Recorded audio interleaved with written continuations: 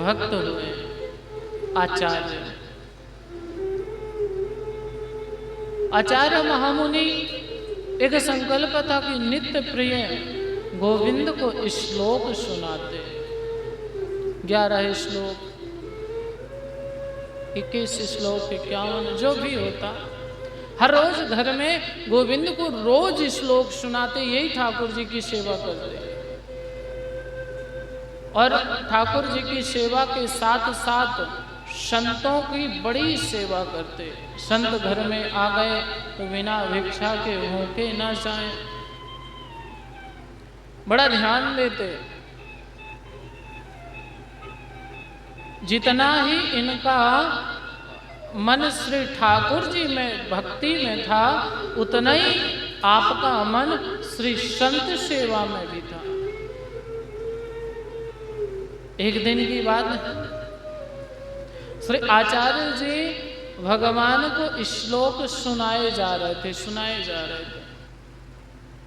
उसी समय संत महापुरुषों का आगमन हो गया।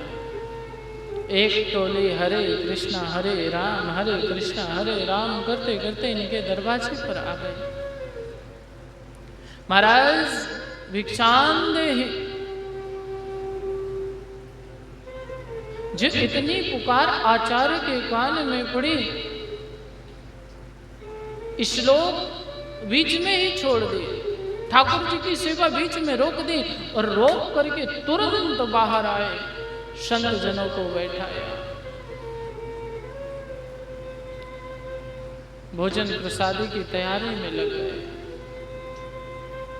पर कहते हैं जो भक्त भगवान को ज्यादा मानते हैं, जितना मानते हैं, भगवान भी अपने भक्त को उतना ज्यादा मानते हैं।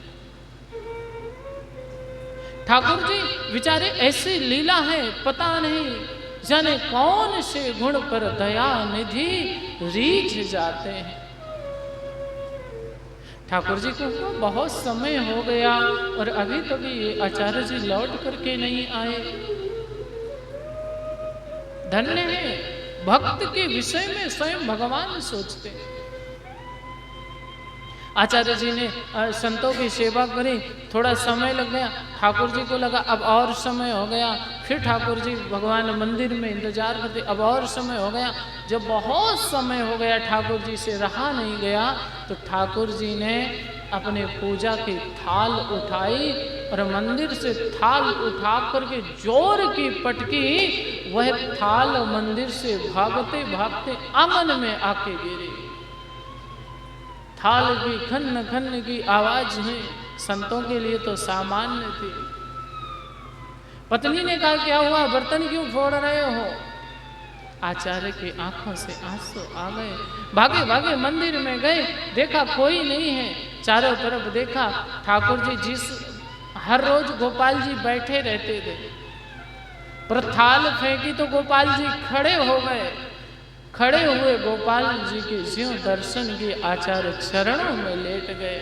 पत्नी को बुलाया, मेरे श्लोक सुनाना सफल हो गया।